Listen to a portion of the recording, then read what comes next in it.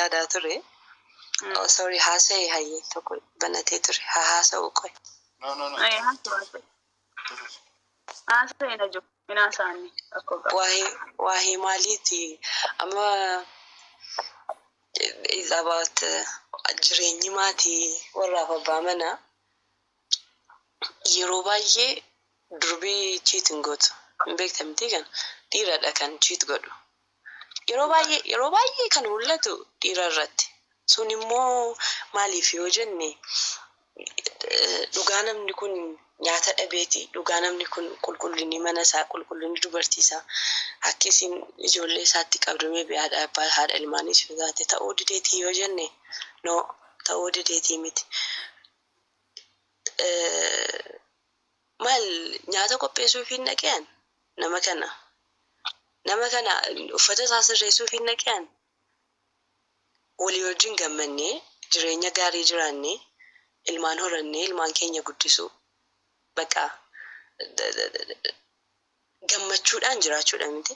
Tidaariin koo I don't know namni tidaariin qabne an gammadaa akkamiiti yoo jedhe an sooressaa akkamiiti yoo jedhe wallahi that is very very wrong na gammachuun suni deemee afaaniin kan dhageenyurra gurraan afaaniin kan dubbannurra gurraan kan dhageenyurra ijaan kan ilaalurra practically aniif abbaan manaa kan kooti kan nuti goonu galgala baqa haga lafti kun nun dhihuu kan jenneeti eeguutii qabna wanti kun saalfatamuu hin qabu irras darbamuu hin qabu rakkoon dhiiraa cimaan kana nuti immoo hin qaanfanna seegalee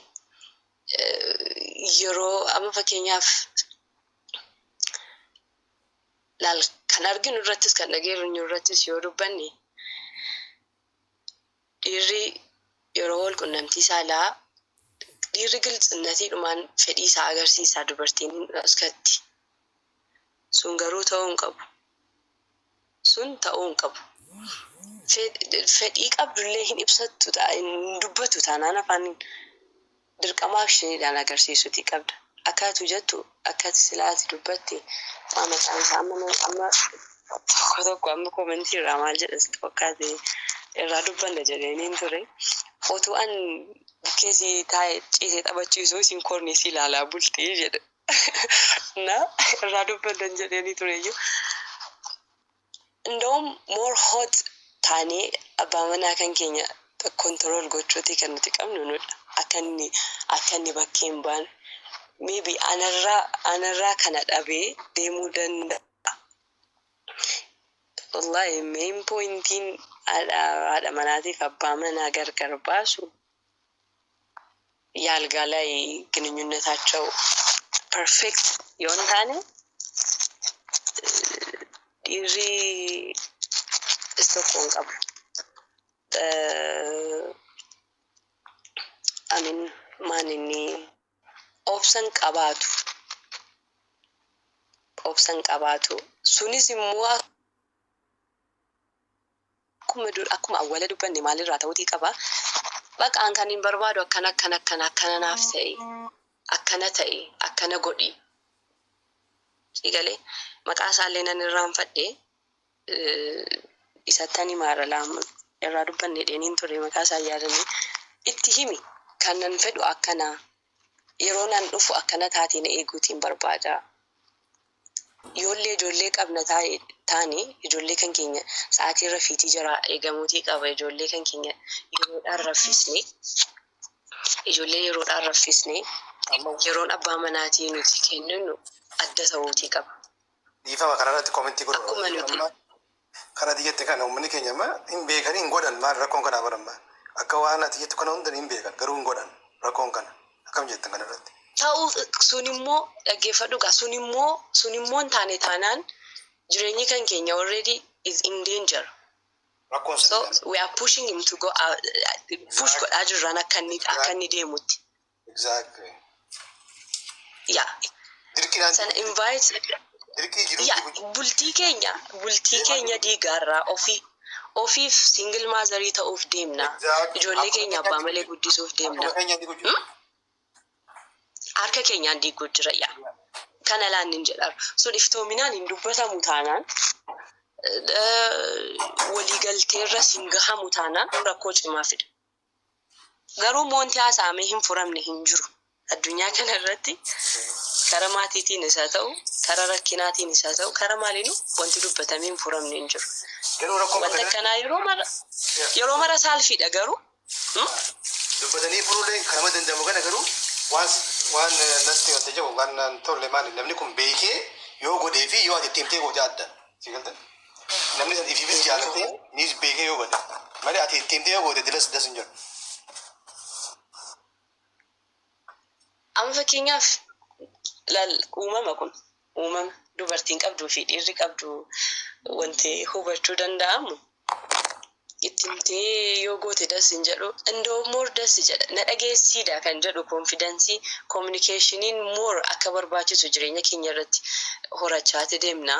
No, lakkisanii nama fakkeenyaaf ofiisiin yeroo ati dhuftu hunda huccuu bareedaa uffattee mul'achuun yoo isiin gammachiifne taate yoo sumaa jecha goote like isiirra ba'aa kaa'u jirta jechuudha bar. Okay. Yoo ifii feetee goote immoo ifii jaalattee akka kanaan akkasiin ta'ettee goote isiidhaafis ba'aan ta'u atiifis illee mataa isin dhukkubsutti himuudhaaf eeggachuudhaan ifirraa beetee goote jechuudha.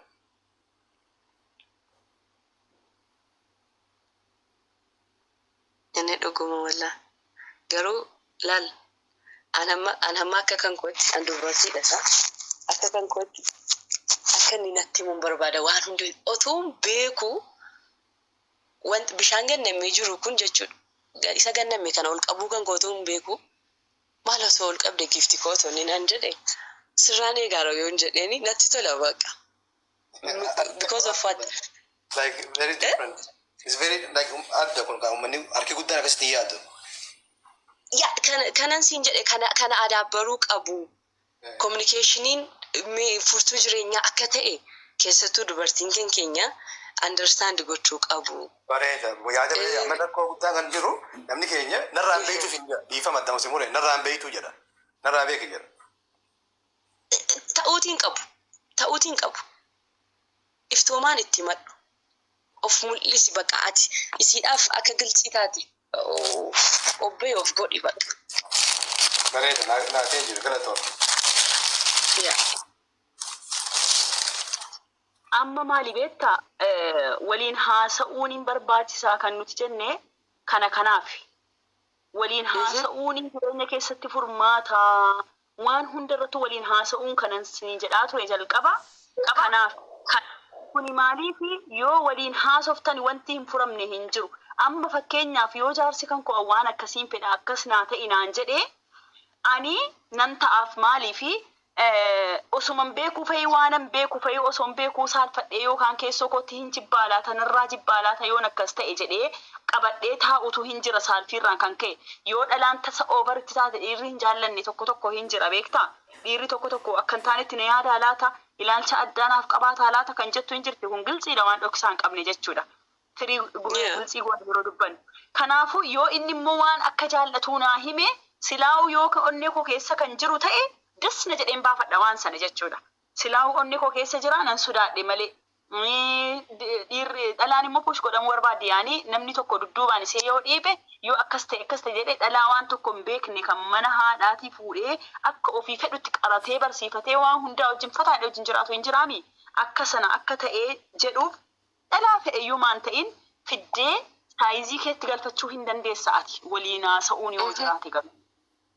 Yoo waliin haasa'amee gilxii ta'amee fedhii ofii miira ofii waan hunda waan jireenya keessatti ta'amu hunda nyaata dhugaatii jalqaba jennirraa kaasnee waan hunda irratti yoo waliin dubbachuun jiraate gilxii ta'anii rakkoo walitti himuun jiraate furmaan hin argamne hin jiru jireenyi kan keessa sirriitti utubamaa deema sibiila ta'aa deemaa jechuudha.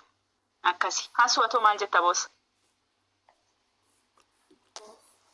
Dhugaa Roma isin jettan kana irratti yaada bareedaa haasaa jirtanii kana hunda walitti dhuunfee anamma tooppikii tokko ka namni as keessatti hubachuu qabu rakkina kana hunda maaltu fide maaliif wal hubachuun dhabuun dhufte maaliif waan reefu kaasaa turtan san 50-50 wal gargaaruu dhabuun dhufte maaliif cheatingii noo dhufti waan kana hunda waan walitti cuunfee yoo hubanne barbaachisaa ta'e tokkotu natti dhufe beeytama so kanarraa yoo haasofne sila natti tola inni maali fake love jaalala sobaa waan jiru jaalalti sobaa maali jaalala sobaatiif jaalala dhugaa akkamitti adda beekan jaalala sobaa tana irra guddaa namni fakkeessu dhiira moo shamara jaalalti sobaa rakkoon isiin umtu maali waan kana yoo hubanne sila kana keessatti reformaanni kun hundini dhufa jee yaadan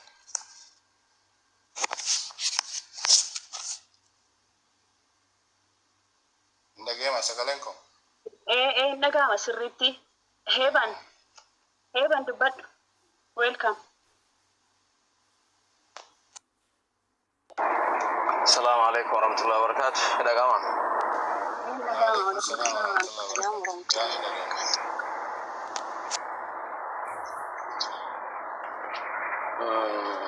duraan dhaggeeffachuu maan ture jalbataan dhaggeeffachuu ture. Haasawni nama lamarratti deebinaan ol bee nama lamarratti deebisinaa waliif dhaggeeffadhaa jechuufi. Okay, amman tokko deebistan bareeda alhamdulillah wanni isin irratti bareeda. Gaafiin qaba gaafiin ani qabu fakkeenyaaf namaatu ture reefuun tana 50-50 jeesan ammallee haasaatuma jirtanii 50-50 san 50-50 gizee jettan 50-50 san maal akka ta'e akka ibsitaniin barbaade ammallee namni na juudhamoo namni amma yeroo dheeraaf haasaa'isan gaafa dur gaafa biyya jirru nyaata bareedaa ummaan teenya abbaa keenyaaf isii gootu agarree jettee okay sanoo maaliif akka ta'een sirraa baruu fedhe ammallee maaltu okay ammallee wanni isin maali sorry attention ya karaarra waan deemu jiru karaa deebee gaafiin sadiitanii mataa keessaa qabu kana jala badde lamaan kana akka himtaniin barbaada 50-50 san maali nyaanni abbaa keetiif ummaan tee dalaguu agarte san maaliif akka ta'e ammallee nama tokko tas keessatti dhiirti sareedhaa je dhiirti sareedhaa san sarummaa dhiiraa san maalirraa akka jee waan sadeen tanaan barbaade akka maaliif akka namni sanis akkas je yoo as keessa jiraate sun jiraannes maaliif akka dhiirti sareedha je nyaata abbaa keetiif ummaa tee isii gootu agarte 50-50 tun maal akka taate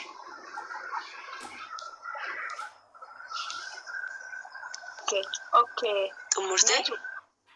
Oye. Deebisi fashi. No. Kan inni yaa 50-50 sana ndooma baay'inaan dubbattee isan dubbadhu garuu kanan jedhe irrattis asis jettee turte maatiin keenya ummaan keenya nyaanni abbaa manaatiif qophaa'u kan durii kaase addaanii haara galfiin qabdu kanan kaasuu barbaade maanni sun yeroo hammaa hin jiru. Fakkeenyaaf injiraatiin yoo ta'an kan akka sanatti eegdee abbaa manaasii kaddamattu tartiibaan gootu jiraannan yaa Allah kan siigaa duniyaatti jannanni kennameef garuu nuti dubartiin an akka kan kottis yoo ta'e jechuudha sana gochuu hin dandeenyu dandeettii sana hin qabnu haga danda'ame gochuudha. Sadarkaan nuti amma jirru amma fakkeenyaaf nuti warri biyya hambaa jirru hojjennee gallaa innis hojjetee galaa hin dadhabnaa daa'imma qabnaa ijoollee kunuunsinaa na giidoon kan keenya hammaa kuniif immoo giidoon rabbiin jara haadholii keenyaa kenne kun addanatti fakkaata yeroon cal jedhee taa'ee ilaalu so nam dammoo tokkoffaa mustanii wanti sun wanti adda ta'e maanni isinis alan cal jedhee taa'ee yaadu waa'een sun fakkeenya godhamee kaafamee fi ajaadha otoo hin taane kan fakkeenya godhee kaaseef sa'iduunis waan irraa dubbatteef ani itti deebise wanti sun guutummaatti fakkeenya godhamee kaafameef maaliif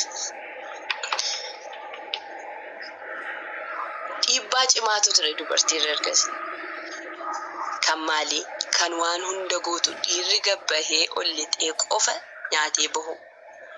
Yeroo durii maybe kan nagadu jira baay'een maatii keenya qonnaan bulaadha. Qonna qotee maal jedhee dhufa. Waanjoo harkaa fuutee gindoo harkaa fuutee lafa keessee nyaata kennitee maal sun hamma hin jiru jiraachuus hin qabu. Yoo qotuu danda'ame baatee waliin qottu. Sa'aatiin nuti irra jirru kuni sa'aatii akkas jedhanu miti sa'aatiin nuti irra jirru kun sa'aatii maalitti jedheen sitti himayyuu. Let me explain this one. Amma dhugaa dubbachuu taanaan akka kan kootti akkana jiraatitti jechuudha. Waan narraa eegamu kamuu yoon dalage anaafis isaafis daa'imman koofis sigalee gaariin godhu kamuyyuu jireenya keenyaaf. So kun isaaf kun isii kun anaaf wanti jedhamu jiru nuufi mana kootii fi jireenya kootii fi wanti godhu kamuyyuu jechuudha.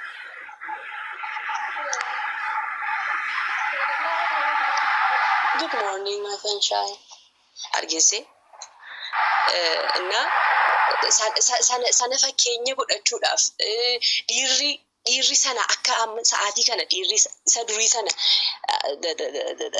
akka hin eegneef fakkeenyi kaafame malee dubartiin dhiira irratti haa caaltu yookaan immoo dubartiin bakka nyaata dalaguufis hin qabdu maal jechuus hin qabduufi miti. Waa'ee dubartii encourage goone dhiira discourage gochuufi miti. Isa durii sana hamma hin eegneedha fakkeenyummaan nu kaafneef.